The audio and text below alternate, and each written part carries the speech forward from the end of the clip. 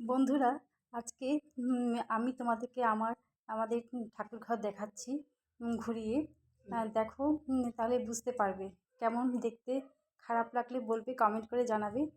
হ্যাঁ, আমি তোমাদেরকে আমার ঠাকুর ঘর দেখাচ্ছি। এইমাত্র স্নান করে এলাম ঠাকুর পুজো দেবো বলে। সেই সঙ্গে দেখো আমাদের ঠাকুর ঘরটা।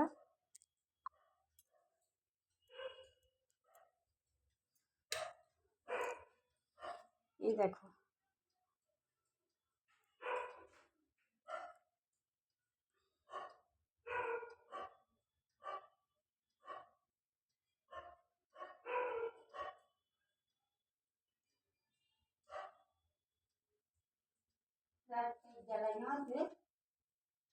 হ্যাঁ দিয়েছি।